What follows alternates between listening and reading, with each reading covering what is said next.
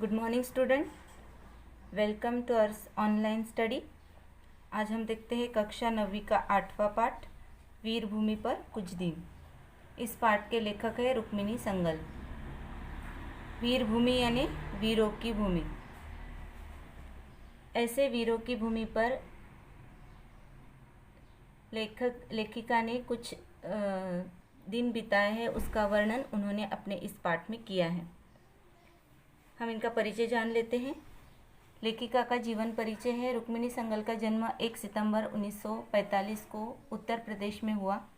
वह एक आधुनिक लेखिका है। इनके द्वारा किए गए यात्रा वर्णन पर लेख बहुत ही प्रसिद्ध हैं तथा विभिन्न पत्र पत्रिकाओं में स्वतंत्र लेखन करने की कार्य की शैली को रुक्मिणी जी के द्वारा जाना जाता है। इनकी प्रमुख कृतियाँ दिनकर के काव्य जीवन मूल्य पर आधारित शोध प्रबंध। प्रस्तुत पाठ जो है यात्रा वर्णन पर आधारित है, यानी यात्रा वर्णन परक यह पाठ है। इस पाठ में लेखिका ने वीरभूमि यानी राजस्थान की यात्रा का बड़ा ही मनोहारी वर्णन किया है। राजस्थान को वीरों की भूमि कहा जाता है क्योंकि राजस्थान में बहुत सारे वीर हो चुके हैं। आपको पता है कि महाराणा प्रताप या राजस्थान के जो राजाओं का वर्णन आता है वो ही उनके वीरता का प्रतीक होता है। तो यहाँ के किले, महल, यहाँ की कला संस्कृति बहुत ही सुंदर एवं वर्णनात्मक होती है। तो रुक्मिणी जी ने यही ऐतिहासिक स्थलों की यात्रा का बहुत अच्छी तरीके से वर्णन अपने इस पाठ में किया है। यहाँ के शाही महल, उनकी कलात्मकता का चित्रमय वर्णन उन्होंने इस पाठ में किया है। लेखिका बताते हैं कि जब हम इस वीरभूमि पर यानी राजस्थान पर घूमने के लिए आए तो यहाँ पटवा की हवेलियाँ, यहाँ का अद्भुत वास्तुशिल्प, चित्तौड़गढ़ के दर्शनीय स्थल इत्यादि पर्यटकों को अपनी ओर आकर्षित करते थे। यानी सचमुच राजस्थान एक वीरभूमि ही नहीं बल्कि कला संस्कृति की अनुपम भूमि है, यह दर्शाते हैं। आइए बच्चों, हम पाठ पढ़ते हैं।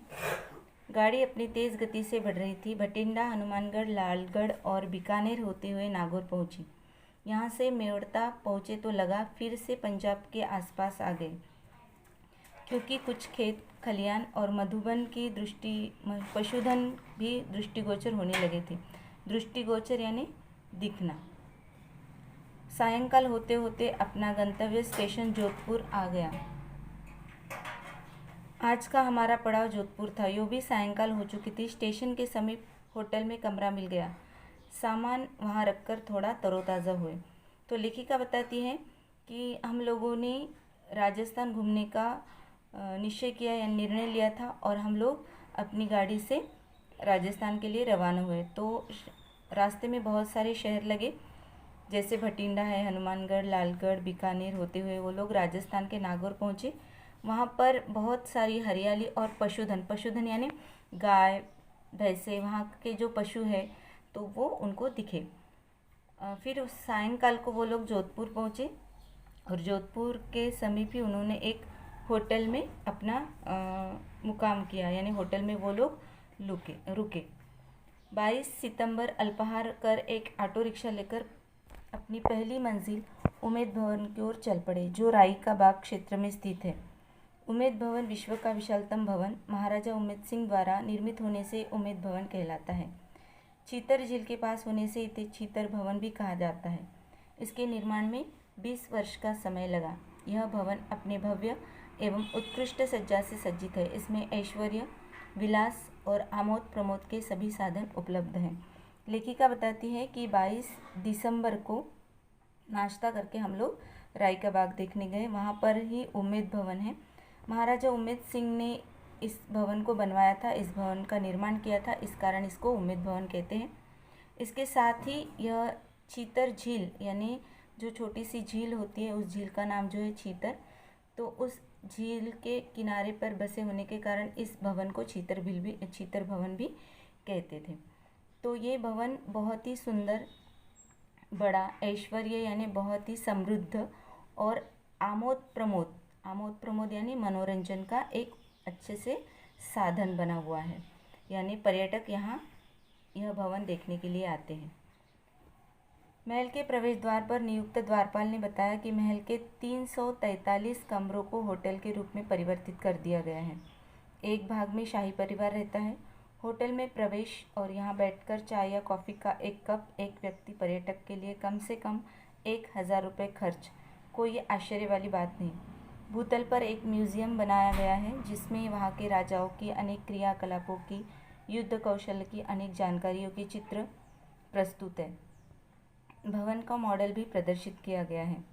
सब कुछ इतना सुंदर, सजीव, भव्य और मनोहर था कि दृष्टि किसी भी चित्र पर चिपक सी जाती थी, जिसे वहाँ से जबरन हटाया पड़ता था, क्योंकि अभी हमें अपने दूसरे गंतव्य की ओर बढ़ना था। गंतव्य था मंडोर गार्डन। लेखिका बताती है कि महल यानी जो उम्मेद भवन था वो महल था, और इस महल के 343 कमरे, यानी आप इसका अंदाज़ा लगा सकते हैं कि वो महल कितना बड़ा होगा। तो ये सभी कमरे पर्यटकों के लिए, यानी जो देखने के लिए आते हैं राजस्थान या घूमने के लिए आते हैं, तो उनके लिए एक होटल के रूप में परिवर्तित किया गया था, यानी होटल का रूप इस महल को दिया गया था। यहाँ का खर्चा भी शाही था। एक व्यक्ति के चाय का खर्चा जो आता था वो कम से कम 1,000 रुपये था। तो इसके साथ ही यहाँ बहुत सारे चित्र रखे गए थे राजाओं के, यानी जो उम्मेद भवन के पूर्वज थे तो उनके चित्र यहाँ रखे गए थे, और वो चित्र भी बहुत सुंदर थे। वहाँ से दृष्टि को हटाना यानी नज़र हटाना बहुत कठिन होता था, इतने सुंदर और सजीव तथा भव्य चित्र यहाँ पर चिपके हुए थे। लेकिन लेखिका कहती है कि हमको यहाँ से अपनी नज़र हटानी पड़ी, क्योंकि हमको अगले पड़ाव की ओर यानी मंडोर गार्डन जाना था, और इसलिए हमने मंडोर गार्डन जाने का निश्चय किया। यह उद्यान मारवाड़ की पुरानी राजधानी मांडव्यपुर के समीप जोधपुर नरेशों के द्वारा बनाया गया था। मांडव्यपुर का ही अपभ्रंश रूप मंडोर है। यहाँ बनाया गया भगवान कृष्ण का मंदिर कला की उत्कृष्टता का नमूना है।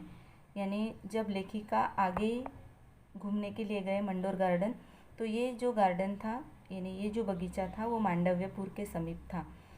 तो मांडव्यपुर का ही अपभ्रंश यानी गलत नाम, तो मांडव्यपुर का ही गलत नाम हो गया था मंडोर, और यहाँ पर था भगवान कृष्ण का मंदिर जो बहुत ही खूबसूरत था, यानी यहाँ की कलाकृति बहुत ही खूबसूरत थी। चट्टानों को काट काट कर निर्मित सीढ़ी नुमा उद्यान दर्शनीय है। रानी उद्यान के आगे 3 तलों वाली एक इमारत इसकी प्रहरी जान पड़ती है। मार्ग के दोनों ओर जलाशय बने हैं। उद्यान में प्रवेश करते ही वहाँ के लोकगीत गायक अपने अपने वाद्यों पर किसी न किसी हिंदी या राजस्थानी गीत की धुन छेड़कर पर्यटकों को प्रसन्न करके उनसे कुछ दक्षिणा की आकांक्षा करते हैं। यानी ये जो मंदिर था भगवान कृष्ण का, उसको चट्टानों को काटकर यानी जो बड़े बड़े पत्थर थे उनको काटकर निर्माण किया गया था, और दोनों ओर इसके दोनों ओर जलधारा यानी पानी बहता था। और यह उद्यान अपने आप में ही एक अद्भुत नमूना था। इसके दोनों ओर जलधारा यानी जलाशय जिसको हम बोलते हैं तालाब, छोटे छोटे तालाब बनाए गए थे, और यहाँ के कलाकार इसके प्रवेश द्वार पर यानी सामने के द्वार पर बैठकर राजस्थानी गीतों की धुन छेड़ते थे, यानी राजस्थानी वाद्य बजाते थे, राजस्थानी गीत गाते थे, ताकि पर्यटक इसकी ओर आकर्षित हो और उनको कुछ पैसे दे, दक्षिणा यानी पैसे।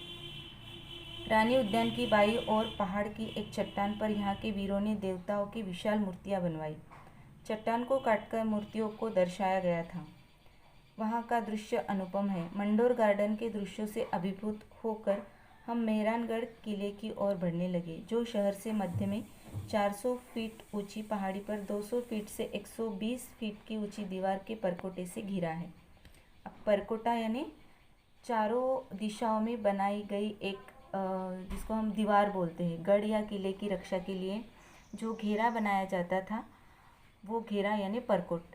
आपने कभी देखा होगा कि बड़े बड़े जो किले रहते हैं उसके बाहर बड़ी बड़ी ऊंची दीवारें बनी रहती है ताकि कोई शत्रु इस किले पर आक्रमण ना कर सके। तो ऐसे बड़े बड़े परकोट इस रानी उद्यान के बाहर बनाए गए थे। इस किले में भव्य प्रवेश द्वार जयपोल, लोहपोल और फतेहपोल बने थे। प्रवेश द्वारों के ये नाम हैं 3। कौन से? जयपोल, लोहपोल और फतेहपोल।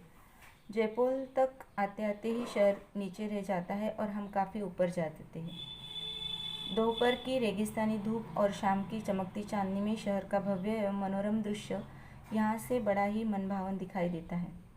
ये प्रवेश द्वार जोधाजी राव के विभिन्न वंशजों द्वारा विजय के प्रतीक के रूप में बनवाया गया है। द्वारों की दीवारों पर जौहर करने वाली वीरांगनाओं के हस्तचित्र भी है। अब यहाँ पर आपको एक वाक्य दिखाई दिया है, जौहर। अब ये राजस्थानी जो रानियाँ थी, ये राजस्थानी रानियाँ यहाँ पर जौहर करती थी। जौहर यानी वीर राजपूत स्त्रियों के यानी राजाओं के ऊपर जब कोई दुश्मन आक्रमण करता था तो ऐसी वीर राजपूत स्त्रियाँ या रानियाँ अपनी लज्जा एवं प्रतिष्ठा बरकरार रखने के लिए या अपने आप को बचाने के लिए सामूहिक रूप से अग्निकुंड निर्माण करती थी, यानी अग्नि जलाती थी और इन अग्नियों में सामूहिक रूप से आत्मदाह करती थी, यानी आत्महत्या जिसको हम बोलते हैं, तो वो करती थी। यानी इस अग्निकुंड में सभी रानियां एक साथ कूद जाती थी ताकि दुश्मनों के हाथ न लगे। तो ऐसी रानियों के यहाँ पर चित्र थे, हस्तचित्र यानी हाथ के निशान बने हुए थे। दुर्ग के अंदर कई भव्य और विशाल भवन हैं, जैसे मोती महल, फूल महल, शीश महल, दौलत खाना, फतेह महल और रानी सागर आदि। कई बैठक खाना तो कहीं दीवाने खास, दीवाने आम है तो कहीं कला की प्रदर्शनी हेतु पेंटिंग्स एवं दरिया भी प्रदर्शित की गई है। अब इस महल में बहुत सारे भवन बनाए गए थे, यानी बहुत सारे अलग अलग भवन बनाए गए थे, जैसे मोती महल, फूल महल, यानी बड़े बड़े कमरे थे जिसको हम बोल सकते हैं आज के आधुनिक भाषा में। तो ये महल में बहुत सारे भवन बनाए गए थे और उन भवनों के अलग अलग नाम थे तथा अलग अलग नामों के कारण इनका अलग अलग प्रयोग भी किया जाता था। तो इस भवनों को जैसे मोती महल, फूल महल, शीश महल में पूरे कांच से बनाया गया ये महल होगा। और रानी सागर भी था, जहाँ पर रानियों के लिए खास व्यवस्था की गई थी कि रानियाँ यहाँ रुके। दीवाने खास और दीवाने आम, दीवाने खास यानी खास लोगों के लिए और दीवाने आम यानी प्रजा के लिए, ऐसे भी बड़े बड़े हॉल यहाँ पर बनवाए गए थे तथा इस हॉल में पेंटिंग्स एवं प्रदर्शनी की वस्तुएं भी रखी गई थी। लेखिका बताते हैं कि इसके बाद हम दूसरी पहाड़ी पर स्थित जसवंत थंडा नाम से विख्यात स्मारक देखने चल पड़े। स्मारक यानी किसी विशेष व्यक्ति के मृत्यु के बाद बनाया गया उसकी याद में एक चबूतरानुमा या समाधिनुमा जगह। प्रवेश द्वार के एक ओर महादेव का मंदिर और दूसरी ओर देव सरोवर। यहाँ अनेक पक्षी, भांति भांति की चिड़िया चहचहाकर अपनी प्रसन्नता की सकारात्मक ऊर्जा पर्यटकों को प्रदान कर रही थी। सकारात्मक यानी जिससे हमें ऊर्जा मिलती है या जिससे हमारा मन आनंदित होता है, ऐसी ऊर्जा। तो यहाँ पर जो जसवंत थंडा नाम का जो दर्शनीय स्मारक था, इसके पास बहुत सारी चिड़िया थी और वो चिड़िया चहचहाकर दर्शकों को सकारात्मक ऊर्जा प्रदान करती थी, यानी वो दर्शकों को लुभाती थी अपनी आवाज़ से। यह स्मारक 1903 में महाराजा जसवंत सिंह की स्मृति में बनाया गया था। जोधपुर के इस सभी स्थलों की चित्रकला, स्थापत्य कला एवं मूर्तिकला को देखकर भारतीय कलाकारों का सम्मान तथा उन्हें नमन करने का मन करता है। लेखिका बताती है कि जोधपुर के ये जो स्थल है, यहाँ की जो चित्रकारी है, यानी उस ज़माने में बनाई गई चित्रकारी तथा मूर्तिकला, यानी पत्थरों को उकेर कर उसकी मूर्तियाँ जो बनाई गई थी वो काबिले तारीफ़ थी और उनको देखकर भारतीय कलाकार कितने अच्छे होंगे या भारतीय कलाकारों ने कितने अच्छी तरीके से ये मूर्तियों को तराशा है, ये देखकर उनका सम्मान करने को तथा उनको नमन करने को जी चाहता है, यानी उनको दंडवत करने का जी चाहता है। अब सूर्य भी अपनी किरणों को समेटकर अस्तांचलगामी हो गया था, यानी सूर्य डूबने को हुआ था।